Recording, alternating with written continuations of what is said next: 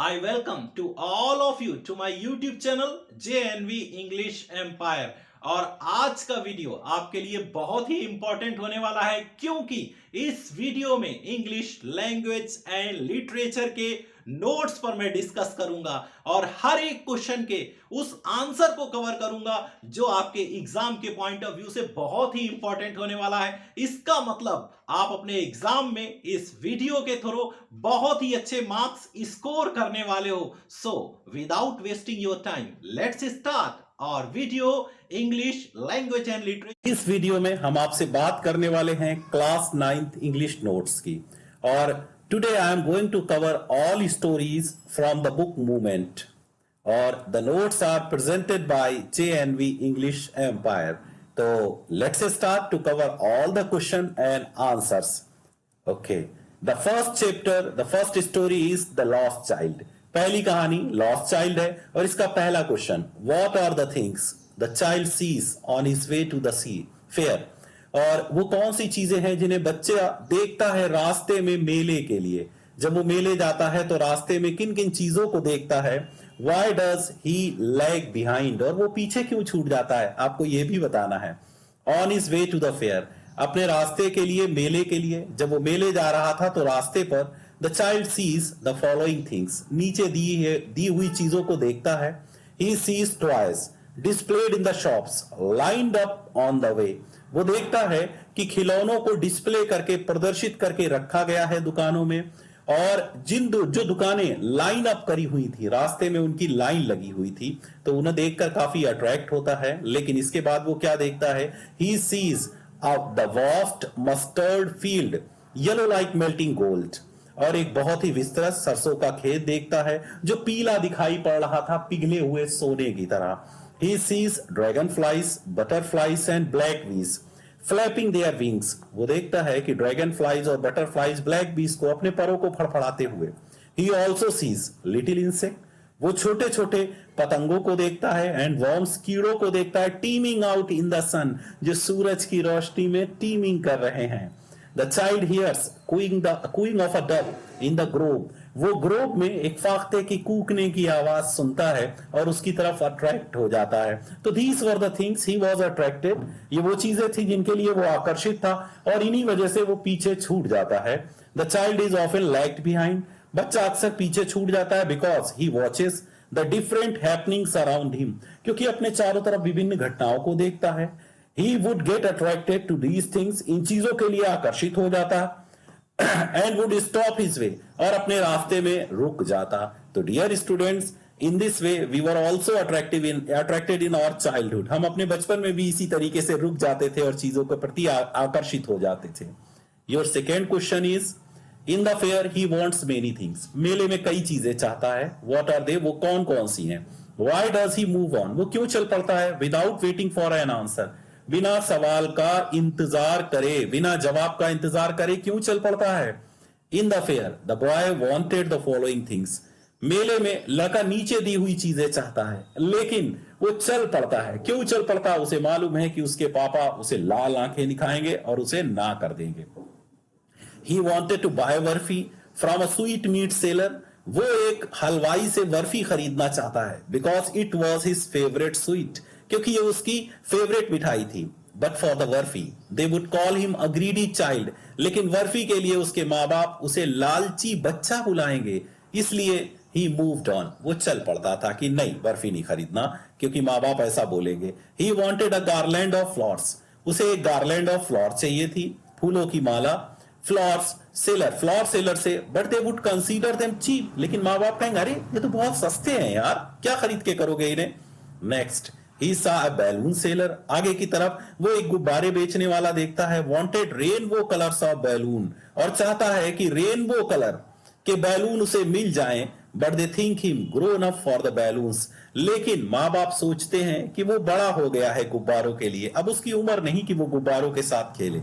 When he heard the snake charmer, और जब उसने स्नेक चार्मर को सुना, स्नेक चार्मर सपेरे को सुना, प्लेइंग फ्लूट, अपनी वीन बजाते हुए, but it was harsh music according to them, लेकिन उनके अनुसार, माँ बाप के अनुसार ये भद्दा म्यूजिक था, कठोर म्यूजिक था, इसे नहीं सुनना चाहिए। He wanted to take a ride on the roundabout swing. वो झूले पर राइड करना चाहता है, ओके, राइड करके घूमना चाहता है, लेकिन he was lost there. वो वहां पर खो जाता है, उसके माँ बाप चले जाते हैं. अब आगे की स्टोरी में कौन सा क्वेश्चन बनता है? Why does the lost child lose interest in the things that he had wanted earlier? बच्चा उन चीजों में इंटरेस्ट क्यों खो देता है जिन्हें वो पहले चाहता था? The lost child loses interest in the things that he wanted earlier. जो उसे पहले चाहिए थी उसमें उनका इंटरेस्ट खत्म हो जाता है, क्योंकि उसे बर्फी भी चाहिए थी, बैलून भी चाहिए थे और इतनी चीजें चाहिए थी, लेकिन खोने के बाद उसका इंटरेस्ट नहीं रहता, क्योंकि now he is sad as he has lost his parents. अब वो उदास है क्योंकि उसने अपने माँ बाप को खो दिया है. A child loves his parents more than anything in the world. एक बच्चा दुनिया में सबसे ज्यादा अपने माँ बाप को चाहता है, किसी भी चीज से ज्यादा. तो पहले तो उसे माँ बाप पर गुस्सा आता है कि वो उसे चीजें नहीं दिलाते, लेकिन बाद में एहसास होता है कि माँ बाप सही थे और वो माँ बाप को ही चाहता है और किसी चीज को नहीं चाहता. What do you think happens in the end? आपको क्या लगता है कि अंत में क्या घटित हुआ होगा? Does the child find his parents? आपको अपनी व्यूज देना है, ओके, मैंने यहां पर अपनी व्यू दी है. तो the ending of the story is not given. आपको बता दें कि मुल्क राज आनंद ने इस कहानी का अंत नहीं दिया. I think that is in the end the boy find his parents standing at the fair reception. Fair के रिसेप्शन पर खड़ा हुआ पाता है अपने माँ बाप को. Thus the child finds his parents, they reunite once again. इस तरीके से अपने माँ बाप को चाहता है और वो फिर से एक तरीके से यूनाइट हो जाते हैं, मिल जाते हैं. और सेकेंड स्टोरी है adventures of Toto bye Ruskin bond. Ruskin bond की ये कहानी हर किसी के दिल में घर कर जाती है. How does Toto come to grandfather's private जू?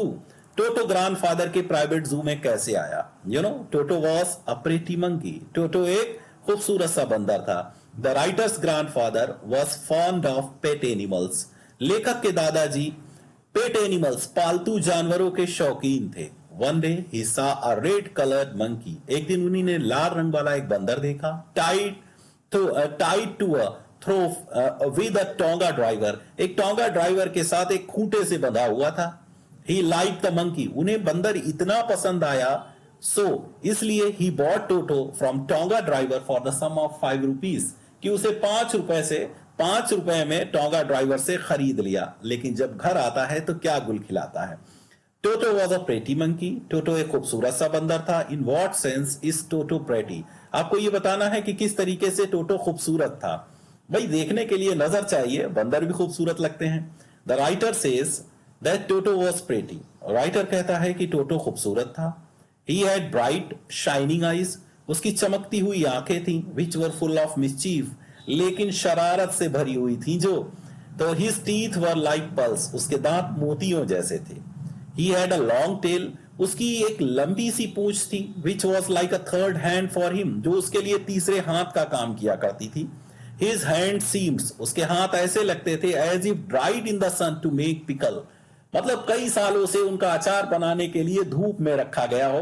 तो ये सब चीजें दादाजी को बड़ी खूबसूरत लगती थी. तो द राइटर्स ग्रैंडफादर, जो राइटर के दादाजी थे, felt that a tail could add beauty to anyone, कि जो पूंछ होती है वो किसी की खूबसूरती जोड़ सकती है. आप किसी को भी पूंछ लगा दीजिए, वो खूबसूरत दिखने लगेगा. So Toto was a pretty monkey. इसलिए टोटो एक खूबसूरत बंदर था. Why does grandfather take Toto to Saharanpur and how? Grandfather Toto को सहारनपुर क्यों ले गए और कैसे ले गए? Why does the ticket collector insist on calling Toto a dog? और टोटो को एक डॉग क्यों कहता है? कौन? Ticket collector. Grandfather took Toto along with himself to Saharanpur. दादाजी टोटो को अपने साथ सहारनपुर ले गए because he was very mischievous, क्योंकि बहुत शरारती था. He made a bag of strong canvas. मजबूत कैनवास कपड़े का एक बैग बनाया. Some straw was placed in it. इसमें कुछ भूसा रख दिया गया. Toto was placed inside. और टोटो को भी अंदर रख दिया गया. The bag was sealed with a zipper. और बैग को जिपर के साथ सील कर दिया गया. But he peeped out. It's not or out. लेकिन उन्होंने बाहर झांक लिया बैग के एट द रेलवे स्टेशन पर. रेलवे स्टेशन पर जैसे टीटी टिकट चेक कर रहा था तो बाहर झांकने लगे Toto. Ticket collector did not accept grandfather's claim. Ticket collector ने दादाजी का क्लेम स्वीकार नहीं किया that Toto was a monkey, कि टोटो एक बंदर था। दादाजी कह रहे थे कि नहीं ये बंदर है, लेकिन टीटी ने क्या कहा, he called it a dog, उसने कहा इसे एक कुत्ता बुलाया, and charge 3 rupees for it, और इसके लिए 3 रुपए का चार्ज किया। इसका मतलब टोटो ने नुकसान करवा दिया 3 रुपीज का दादा। और your next question is very important, that is how does Toto take a bath. ये टोटो नहाया कैसे करते थे, where has he learn to do so, उसने ये कहां सीखा था इस तरीके से नहाना, कि चलो ऐसे नहाते हैं।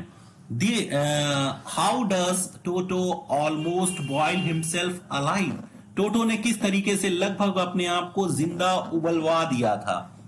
टोटो would check temperature of the water, Toto पानी के टेम्परेचर को चेक किया करते थे, as he had seen the author doing so, क्योंकि बचपन में उसने लेखक को ऐसा करते देखा था।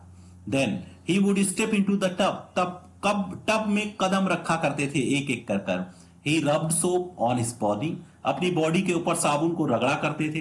When the water became cold, और जब पानी ठंडा हो जाता था, he ran to the kitchen to dry himself, अपने आप को सुखाने के लिए किचन की तरफ भाग जाते थे। One day, Toto jumped into the kettle. Toto ने केतली में छलांग लगा दी पानी के। Kept on the stove for boiling, जिसे उबालने के लिए स्टोव पर रखा गया था। As he found, लेकिन जब उन्होंने पाया, it warm enough for a bath, मतलब नहाने के लिए काफी गर्म था, तो उस पे नहाने के लिए घुस गए। As the water grew hotter, लेकिन पानी जब गर्म होने लगा, he thought, उन्होंने सोचा to come out, बाहर आने के लिए, बट वेंट बैक, लेकिन वापस चले गए। इनटू द केटल, केतली में, बिकॉज ऑफ कोल्ड आउटसाइड, क्योंकि बाहर ठंडी थी। सोचा नहीं, अंदर ही बैठे रहते हैं। टोटो केप्ट ऑन डूइंग दिस, टोटो ये करते रहे इनसाइड द केटल, केटल के अंदर। और जब दादी माँ आई, grandmother pulled him out of the kettle, उन्हें केतली के बाहर निकाला। Otherwise he would have been boiled that day, वरना उस दिन वो उबल गए होते और मर गए होते, क्योंकि उनकी ये शरारत उन्हें महंगी पड़ने वाली थी उस दिन। लेकिन दादी माँ ने बचा लिया। Why does the author say, लेखक क्यों कहता है कि टोटो was not the sort of the pet, इस तरीके का पालतू जानवर नहीं था, we could keep for a long, जिसे हम जब लंबे समय तक अपने घर पर रख सकें। The author says, लेखक कहता है कि टोटो was not the kind of pet, इस तरीके का पालतू जानवर नहीं था, that could keep for a long, जिसे they could keep for a long, जिसे वे लंबे समय तक रख सकें, because he was extremely mischievous, क्योंकि वो बहुत ज्यादा शरारती था। He destroyed many things, कई चीजों को बर्बाद करता था। He tore wallpapers को फाड़ देता था, cloths and curtains. He broke dishes too, वो डिशेस को भी तोड़ दिया करता था, खाने वाली। The family couldn't afford the frequent loss, और परिवार जो था ये लगातार इस नुकसान को सहन नहीं कर सकता। So grandfather sold it back for the sum of 3 rupees, इसलिए दादाजी ने 3 रुपए में टोंगा ड्राइवर को फिर से टोटो को वापस बेच दिया और 2 रुपीज का लॉस हो गया। Dear students, your next story is in the kingdom of fools, बेवकूफों के राज्य में, यथा राजा तथा प्रजा। चलिए इसको पढ़ते हैं। What are 2 strange things the Guru and his disciple find in the kingdom of fools? 2 विचित्र सी चीजें कौन सी थी जो गुरु और उसके शिष्य ने किंगडम ऑफ फूल्स, बेवकूफों के राज्य में पाई, मूर्खों के राज्य में। तो when the Guru and his disciple reaches, जब गुरु और उसके शिष्य पहुंचते हैं, कहां पहुंचते हैं? The kingdom of fools, बेवकूफों के राज्य में। They find the following 2 strange things, उन्होंने नीचे दी हुई 2 विचित्र सी चीजें पाई। They change day into night and night into day, क्योंकि वहां के राजा और मंत्री ने दिन को रात में और रात को दिन में बदल के रखा था। All the people sleep during the day, सारे लोग दिन में सोया करते थे, and work during the night, और रात में काम किया करते थे, है ना जी। तो they have trained the cattle, उन्हीं ने जानवरों को भी ट्रेनिंग दे रखी थी, क्योंकि वो and all the other animals also to do the same, तो और दूसरे जानवरों को भी ट्रेनिंग दे रखी थी टू डू द सेम, ये सब करने के लिए, क्योंकि ऐसा ही करना है। As they feared punishment at the hands of the king, क्योंकि वो डरा करते थे राजा के हाथों से, सजा से। इसलिए उन्होंने दिन को रात में और रात को दिन में चेंज कर दिया था और अपने सारे के सारे बिजनेस रात में किया करते थे। जैसे ही रात शुरू हो जाती थी उनके बिजनेस और उनकी खेती में काम शुरू हो जाता था। Everything costs a single Dudu, और हर चीज की कीमत एक सिंगल डुडू था। तो where a bunch of banana, whether a bunch of banana, चाहे एक बंच ऑफ बनाना हो या राइस हो, चावल हो, everything was cheap in the kingdom of fools. बेवकूफों के राज्य में हर चीज सस्ती थी। खूब घी खाइए और कुछ भी करिए और एंजॉय करिए। लेकिन जैसा कि स्टोरी में आपको मालूम है कि एक दिन एक चोर घुस आया था और उसकी डेथ हो गई थी मर्चेंट के घर में। ये मर्चेंट साहब हैं ब्लैक कोट में, इनके घर में एक चोर घुस आया था। वॉल वॉज वीक, दीवार कमजोर थी और वो मर गया। तो उसका भाई दौड़कर राजा के पास जाता है और इंसाफ की मांग करता है।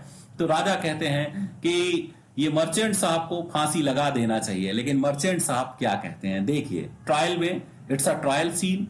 The bricklayers made a weak wall, ये कहते हैं कि ब्रिक लेयर ने एक कमजोर दीवार बना दी, इसीलिए सजा ब्रिक लेयर को दी जाना चाहिए। But the brick layer says, लेकिन ये मिस्त्री क्या कहता है, the dancing girl distracted his attention, ये नाचने वाली लड़की ने इसके ध्यान को भटका दिया था क्योंकि ये गली में अप एंड डाउन कर रही थी when he was making the wall, so it became mess of a wall, तो इसीलिए वॉल का मेस बन गया। लेकिन जब डांसिंग गर्ल को बुलाया जाता है जो अब बूढ़ी हो चुकी है, तो वो क्या कहती है, the goldsmith made to delay her jewellery, goldsmith उसकी ज्वेलरी को डिले कर रहा था बार बार, इसीलिए so she was going up and down the street, गली में अप एंड डाउन कर रही थी। लेकिन वहीं पर क्या होता है कि गोल्ड स्मिथ अपना खुद का पहलू रखने के लिए क्या कहता है, he was busy to finish the rich merchant's order, वो एक अमीर व्यापारी के ऑर्डर को खत्म कर रहा था।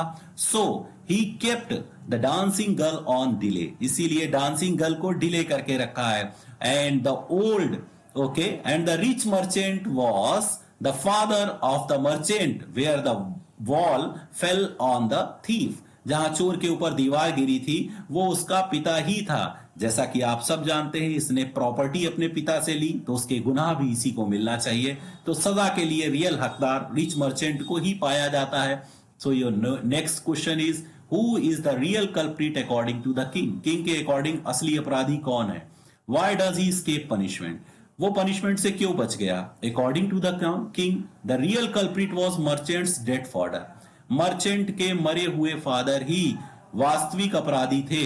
ही decided to hang the merchant, उन्होंने फैसला किया मर्चेंट को लटका दिया जाए। Because he had inherited all his property, क्योंकि उसने उनकी सारी प्रॉपर्टी को अनुवांशिक तौर पर विरासत में लिया था। बट ही एस्केप्ड पनिशमेंट, लेकिन पनिशमेंट से क्यों बच गया, क्योंकि ही वॉज सो थिन, वो इतना पतला था, that he could not be killed by the stake, कि उसे स्टेक पर नहीं। What were the Guru's words of wisdom? गुरु के वर्ड्स ऑफ विजडम क्या थे? When does disciple remember them? और उसका शिष्य उसे कब याद करता है? जब बेचारा फांसी के फंदे पर खड़ा होता है तो गुरु के बुद्धिमत्ता के शब्द याद करता है कि ये बेवकूफों का राज्य है, कोई नहीं जानता कि अगले पल ये क्या करेंगे। गुरु had told his disciple, गुरु ने अपने डिसिपल को बताया था that it was kingdom of fools, ये बेवकूफों का राज्य है। And it was not wise to stay there, और वहां ठहरना बुद्धिमत्ता नहीं। Because no one knew what they would do next, क्योंकि कोई नहीं जानता कि अगले पल वो क्या करेंगे। How does guru manage to save his disciple's life, it's a very important question कि गुरु ने अपने शिष्य के जिंदगी को कैसे बचाया। गुरु was a wise and intelligent man, गुरु एक समझदार और बुद्धि वाला व्यक्ति था। ही डिवाइज्ड अ ट्रैप, उसने एक जाल बनाया। फॉर द फुलिश किंग, बेवकूफ राजा के लिए उसने ट्रैप्स जाल बिछाए। He asked the king to hang him first, उसने राजा से कहा कि वो उसे पहले लटकाए। As he was senior to his disciple, क्योंकि वो अपने शिष्य से ज्यादा सीनियर था। When the king asked the reason for it, और जब राजा ने इसकी वजह पूछी, the Guru explain the mystery, गुरु ने इस राज को एक्सप्लेन किया विद अ प्रॉमिस, एक वादे के साथ, that he would be killed first, कि पहले उसे मारा जाएगा। गुरु सेड, गुरु ने कहा, that as the stake was new one, जैसे कि ये स्टेक पूरी तरीके से नया था। ही एडेड, और उसने ये भी कहा, the person who would be killed by the stake first, और जो स्टेक पर पहले मारा जाएगा would be reborn as the king of the kingdom, इस राज्य का किंग बन करके पैदा होगा। Second person who would be killed by the stake would be reborn as minister of the kingdom, और दूसरा व्यक्ति जो मारा जाएगा इस किंगडम का मिनिस्टर बन के पैदा होगा। They did not want to lose their kingdom in the next birth, और वो अगले जन्म में अपने राज्य को खोना नहीं चाहते थे, इसलिए राजा और मंत्री ने फैसला किया कि खुद को लटकवा लेते हैं। So they ordered the soldiers, इसीलिए सिपाहियों को ऑर्डर किया, execute them on the stake, कि स्टेक पर जो पहले रात में आए उसे पहले चढ़ा देना और जो बाद में आए उसे बाद में फांसी लगा देना। इस तरीके से गुरु और शिष्य बच गए और राजा और उसके मंत्री को। और next story that is happy Prince. Oscar Wilde की ये कहानी वाकई बहुत अच्छी है।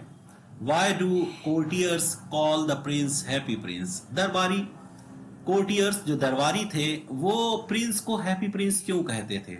Is he really happy? क्या वो वास्तव में खुश है? What does he see all around him? वो अपने चारों तरफ क्या देखता है? The prince was called the happy prince. राजकुमार को हैप्पी प्रिंस कहते थे बिकॉज ऑल हिज लाइफ, क्योंकि उसकी पूरी जिंदगी he had lived in happiness, उसने खुशी में गुजारी थी। आफ्टर हिज डेथ, अपनी मौत के बाद, his statue was put up in the middle of the town, उसके स्टैचू को टाउन के बीचों बीच में लगा दिया गया। From there he could see the plight of the people, जहां से वो लोगों की दशा को देख सकता था। विच मेड हिम अनहैप्पी, जो उसे बहुत उदास किया करते थे। The site of the poor sad people made him unhappy, और जो दृश्य था गरीब लोगों का, दुखी लोगों का, उसे उदास कर दिया करता था। Why does the happy prince send the ruby for the seamstress? उसने उस दर्जिन के लिए एक रूबी, रेड डायमंड क्यों भेजा? तो what does the swallow do in the seamstress house? Swallow ने सी मिस्ट्रेस के घर में क्या किया? The happy prince saw, happy prince ने देखा that the poor seamstress was tired, कि बेचारी सी मिस्ट्रेस जो थी, गरीब सी मिस्ट्रेस दर्जिन जो थी, थकी हुई थी। Had no money to look after her ill son, और अपने बीमार बच्चे की देखभाल करने के लिए उसे पैसे नहीं थे। He was suffering from fever, उसे बुखार आ रहा था। ही थॉट ऑफ हेल्पिंग हर, लेकिन हैप्पी प्रिंस ने उसकी मदद करने के बारे में सोचा है। By sending her the ruby, उसे रूबी भेजकर। The swallow place the ruby stone on the work table, उसकी वर्क टेबल के ऊपर रूबी को रख दिया। Next to the thimble, thimble के पास जिसमें उसकी सुई और धागा वगैरह रखा हुआ था। Then it flew over the sick child, तब वो बीमार, देन तो तब वो उड़ा बीमार बच्चे के ऊपर। हु वॉज अनईजी, जो बेचैन था, लेकिन जब उसने अपना फैन चलाया विंग्स का तो उसे बहुत अच्छा लगने लगा। He will get well soon, वो जल्दी ही अच्छा हो जाएगा। नेक्स्ट अगला क्वेश्चन है कि from whom does the prince send the sapphire and why? कहते हैं कि किस से प्रिंस भेजता है सफायर, किसके लिए सफायर को भेजता है और क्यों भेजता है? नीलम किसके लिए भेजता है? Blue diamond. That day the bird was asked to remove the sapphire stone from one of the statue's eyes, उसने स्टैचू की आंखों से, मतलब हैप्पी प्रिंस ने अपनी आंख से सफायर को निकालने के लिए कहा, नीलम को निकालने के लिए कहा। And deliver it to the young playwright, और उसे ले जाकर देने को कहा जवान लेखक को। Because he was unable to finish his play due to cold and poverty, क्योंकि वो गरीबी की वजह से और ठंड की वजह से अपने प्ले को खत्म नहीं कर पा रहा था। उसके पास पैसे नहीं थे कि तो वो लकड़ी खरीद सके और पेट भर खाना खा सके, जिससे वो सुकून से बैठकर अपना प्ले खत्म कर सके। लेकिन इसलिए क्या होता है कि also on the third day, तीसरे दिन, the bird had to pull out the second sapphire, उस चिड़िया को, स्वालो को दूसरा सफायर भी उसकी आंख से निकालना पड़ता है। फॉर द पुअर मैजिकल, एक गरीब माचिस वाली लड़की के लिए। क्यों? हु वॉज वीपिंग, क्योंकि वो रो रही थी। हिज मैचेस, उसकी माचिसें जो थी, had fallen in the gutter, gutter में गिर चुकी थी। And his father would beat her, और उसके पापा उसे पीटेंगे। If she brought no money to him, अगर वो उनके लिए पैसे नहीं ले जाएगी तो उसके फादर उसे पीटेंगे। What does the swallow see when it flies over the city? Swallow क्या देखता है जब वो शहर के ऊपर उड़ता है? The swallow bird saw the rich making merry. वो देखता है कि अमीर लोग खुशियां मना रहे हैं। In their beautiful houses, अपने खूबसूरत घरों में। While the beggars were sitting at the gates, और जबकि भिखारी दरवाजे पर बैठे हुए थे। He flew into the dark lanes, वो काली गलियों में उड़ करके जाता है। एंड सॉ, और देखता था, the white faces of the starving children, भूख से मरते हुए बच्चों के सफेद चेहरे।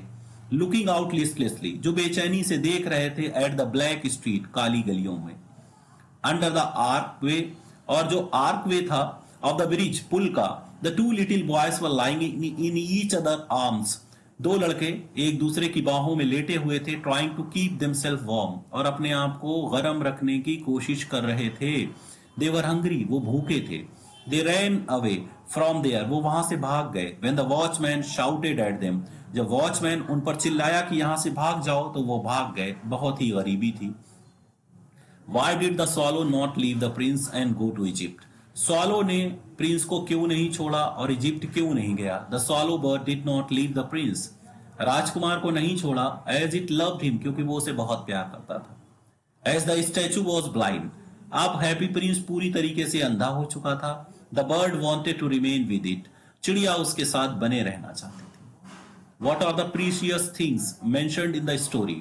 इस स्टोरी में कीमती चीजें कौन सी हैं जिनको बताया गया है? What are, why are they precious? और वो कीमती क्यों है? The two precious things are the dead swallow bird and the statue of the broken heart. और टूटे हुए दिल का स्टैचू का टूटा हुआ दिल और वो मरी हुई चिड़िया, स्वालो चिड़िया, कीमती चीजें बताई गई according to the god. God ने जब अपने एंजल्स फरिश्तों को भेजा और कहा मेरे लिए दो कीमती चीजों को लेकर के आओ, तो वो उसके लिए मतलब एक स्टैचू का हार्ट ले गए, हैप्पी प्रिंस का दिल ले गए और मरी हुई चिड़िया ले गई। तो उसने ने क्या कहा गॉड ने? दे वर प्रीसियस, गॉड ने कहा कि ये कीमती हैं। Because in the garden of paradise, क्योंकि जन्नत के बाग में, ईडन में, the little bird shall sing for ever, वो छोटी सी चिड़िया हमेशा के लिए गाना गाएगी। मोर इन हेवन, जन्नत में, the happy prince heart shall praise me, और हैप्पी प्रिंस का दिल मेरी तारीफ करेगा। So they were precious in the life of God, God की जिंदगी में ये बहुत कीमती थी। Next story is weathering the storm in Ersama, Ersama में तूफान का मौसम बनना। How has Prashant the teenager being able to help the people of his village, अपने गांव वालों की मदद किस तरीके से कर पाया प्रशांत एक टीनेजर होते हुए? ये क्वेश्चन ऐसे भी हो सकता है कि राइट द कैरेक्टर ऑफ प्रशांत, प्रशांत का कैरेक्टर लिखिए, या how was Prashant a leader of his village, कि प्रशांत अपने गांव का लीडर कैसे था। आंसर में लिखेंगे कि Prashant help the people in the following way, नीचे दिए हुए कई तरीकों से मदद करता है अपने लोगों की। He formed a group of volunteers, उसने वॉलेंटियर्स का एक ग्रुप बनाया था जो स्वेच्छा से अपना काम करते थे, उनका ग्रुप बनाया था। Pressurise the merchant to part with his rice, और मर्चेंट को प्रेशराइज किया था चावलों के लिए। They clean the shelter and tended to the injured, उन्होंने शेल्टर को साफ किया था जहां पर वो ठहरे हुए थे, और लोगों के इंजर्ड, जो इंजर्ड लोग थे, उनकी टेंडिंग करी थी। तो they passed messages to the passing helicopters, उन्होंने गुजरते हुए हेलीकॉप्टर्स के लिए ये मैसेज पास किया था, demanding food by putting empty utensils on the bellies of the children, बच्चों के पेट के ऊपर खाली बर्तन रख करके ये मैसेज पास करवाया था कि वो भूखे थे। जिसके बाद रेगुलर तौर पर आने लगा था हेलीकॉप्टर उनकी सप्लाईज देने के लिए। Prashant guided the widows to work in the food for work NGO ने एक प्रोग्राम चलाया था कि काम के बदले में अनाज, उसने उसमें विडोज को गाइड किया था कि वो करें ताकि उन्हें अकेलापन महसूस ना हो। He arranged sports event for the orphan children, अनाथ बच्चों के लिए स्पोर्ट्स के इवेंट्स को अरेंज किया था। Prashant and he the volunteer set up foster families for them, उनके लिए फॉस्टर फैमिलीज को सेटअप किया था। Why do Prashant and other volunteer resist the plan to set up institution for the orphan and widows? और प्रशांत और दूसरे वॉलंटियर मिलकर के विरोध क्यों करते हैं उन इंस्टीट्यूशंस का जो ऑर्फन्स और विडोज के लिए बनाए गए थे? What alternatives do they consider? और वो क्या सोचते हैं कि कौन सा अल्टरनेटिव ज्यादा अच्छा हो सकता है? Prashant and other volunteers resisted the plan, Prashant और दूसरे वॉलंटियर्स ने इस प्लान का विरोध किया। To set up the institution for orphans and widows, orphan और विडोज, अनाथों के लिए और बेवाओं के लिए, तो जो इंस्टीट्यूट बनाए जा रहे थे because they felt that isolation would increase their grief, क्योंकि वो एहसास करते थे कि अकेलापन उनकी तकलीफ को बढ़ा देगा। They wanted to settle them in foster families of their own community, अपने खुद के समाज की कम्युनिटी में फॉस्टर फैमिलीज में उन्हें सेट करना चाहते थे। Where they would love and support each other, जहां पर एक दूसरे को सपोर्ट करेंगे।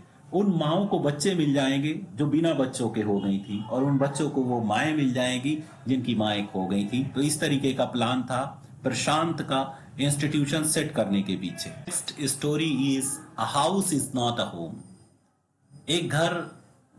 एक मकान घर नहीं होता। What does the author notice one Sunday afternoon, लेखक ने एक संडे आफ्टरनून को क्या नोटिस किया। What is his mother's reaction, उसकी माँ की रिएक्शन क्या है। वॉट डज शी डू, वो क्या करती है। While he was doing his homework, जब वो अपना होमवर्क कर रहा था, जैन जो एक छोटा बच्चा था जो राइटर भी है, वो देखता है ही सा smoke coming through the ceiling, छत से धुआं निकलते हुए। The room was full of smoke in few seconds, कुछ ही सेकेंड्स में छत धुएं से भर जाती है, कमरा धुएं से भर जाता है। हिस्सा उसने देखा that the roof was on fire, कि छत के ऊपर आग लगी हुई थी। जैन्स मदर रैन इनसाइड, जैन की माँ अंदर दौड़ करके गई एंड रिस्क्यूड सम डॉक्यूमेंट्स, उसने कुछ डॉक्यूमेंट्स को बचा लिया।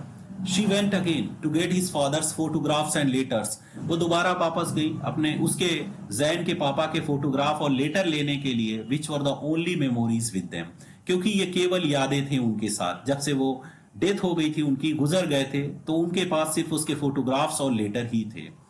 The cat and the author are very fond of each other, cat और लेखक एक दूसरे के बहुत शौकीन हैं। How has this been shown in the story में कैसे दिखाया गया है।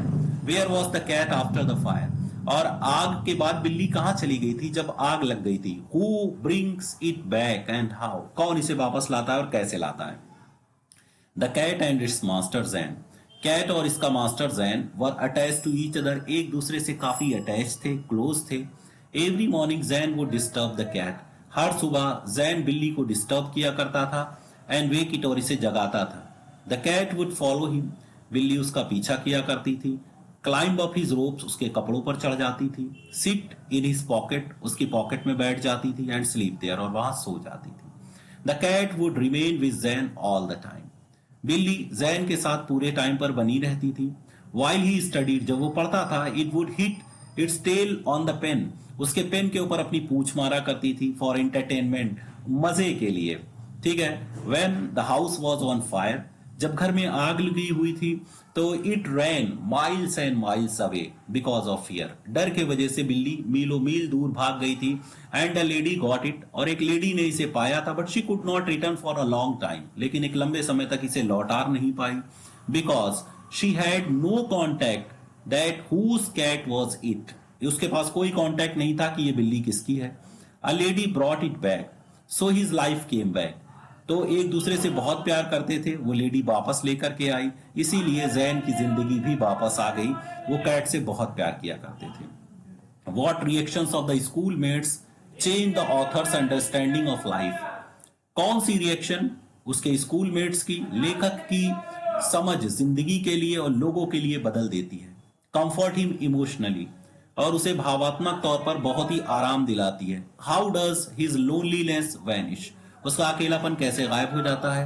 How does he start participating in life, वो जिंदगी में कैसे योगदान देना शुरू कर देता है। इन सब के आंसर्स को जानते हैं। जैन्स क्लासमेट वर सिंपैथेटिक, जैन के क्लासमेट सहानुभूतिपूर्ण थे। एंड अंडरस्टूड हिज सिचुएशन, और उसकी सिचुएशन को समझते थे। They arranged all necessities for him, उसकी सारी जरूरतों के लिए उसके साथियों ने अरेंज किया था। Like clothes, books, stationery items, ये सब इकट्ठा करे थे। They invited him over to his place, उसने इनवाइट किया था उस जगह के लिए, मतलब एक जगह पर जिम में उसे इनवाइट किया गया था। ऑल दिस कंफर्टेड जैन, और इस चीज ने जैन को सुकून दिलाया। He came out of the negativity, अब वो निगेटिविटी से निकल चुका था, जैसा कि सोच रहा था कि मैं सिकुड़ जाऊं और मर जाऊं, क्योंकि जिंदगी में उसके लिए कुछ नहीं था, ऐसा एहसास होने लगा था। वो निगेटिविटी से वापस आया। मेड न्यू फ्रेंड्स, नए दोस्त बनाए। ही रियलाइज्ड, उसने एहसास किया that he was getting a new life, कि वो एक नई जिंदगी पा रहा था। Now we are going on the last story of your book movement, that is the beggar. Okay, इसके क्वेश्चन और आंसर्स पर डिस्कस करते हैं. Has Lashkov become a beggar by circumstance or choice? आप क्या कहना चाहते हैं कि जो लश्कॉफ था एक भिखारी बना था परिस्थितियों के बदौलत या अपनी मर्जी से? अपनी व्यूज हैं. आपको लगता है कि सर्कमस्टेंसेस की वजह से बना होगा तो आप लिख सकते हैं, लेकिन मैं लिखता हूं Lushkoff became a beggar by choice. Choice से बना था because he started to drink. उसने शराब पीना शुरू कर दिया था. He was a drunkard. वो एक पियक्कड़ बन गया था. सो इसीलिए वो भीख मांगा करता था. Is Lushkoff a willing worker? अब आपको ये बताना है कि लश्कॉफ एक विलिंग वर्कर था. Why then? Does he agree to chop woods for the Sergei? तो वो सर्जी के लिए लकड़ियां क्यों काटने लगता है? Lushkoff was not a willing to work. Lushkoff को इच्छुक नहीं था काम करने का because he was not fit. वो फिट नहीं था. He was hungry. वो भूखा था. Felt cold. ठंड लग रही थी. And under the influence of alcohol. और वो शराब के अंडर में था. He agreed to chop woods for Sergei. वो सर्जी के लिए लकड़ियां काटने लगता है बिकॉज ऑफ हिज प्राइड. घमंड की वजह से और शर्म की वजह से. He was trapped in his own words. अपने खुद के शब्दों में फंस चुका था. I am happy that my words has taken effect. मैं खुश हूं क्योंकि मेरे शब्दों का असर पड़ा है. ऐसा सोचते हैं हमारे सर. तो why does he say so? वो ऐसा क्यों कहते हैं कि is he right in saying this? क्या वो कहने में सही है? How was Olga saved Lashkov? Olga ने लश्कॉफ की जिंदगी कैसे बचाई थी? सब कुछ क्लियर हो जाएगा इस आंसर में. When Sarchi met Lashkov, जब सरजाई लश्कॉफ से मिले फॉर द फर्स्ट टाइम पहली बार, ही वॉज रिलक्टेंट. वो जिद्दी था टू वर्क काम करने के लिए. ग्रेजुअली धीरे धीरे तो ही टुक टू वर्क एंड रिफॉर्म्ड. उन्होंने उसे काम पर लगा दिया और सुधार दिया. सरजी फेल्ट. सरजी महसूस करते हैं that his words and deeds had changed लश्कॉफ. कि उनके शब्दों ने और कार्यों ने उसे चेंज कर दिया था. He is right in saying. वो ऐसा कहने में सही है because if he had not offered him work, अगर उन्होंने उसे काम ना दिया होता, Lushkoff would still be begging in the streets. अभी भी लश्कॉफ गलियों में भीख मांग रहा होता. But it was Olga who changed his life. लेकिन सच में ये सरजाई नहीं थे, तो ये ओल्गा थी जिसने उसकी जिंदगी को बदल दिया था. Because he wept for him. क्योंकि वो उसके लिए घंटों रोया करती थी. As well as scolded him. साथ में उसे डांटती भी थी. She chopped wood for Lushkoff. Lushkoff के लिए लकड़ियां काटा करती थी. इसका मतलब ओल्गा की बातों का लश्कॉफ के ऊपर बहुत असर पड़ा और उसने अपनी जिंदगी को चेंज कर लिया. So it were your all question and answers. Kindly okay like and don't forget to share this video. इस वीडियो को लाइक करना और शेयर करना ना भूलें.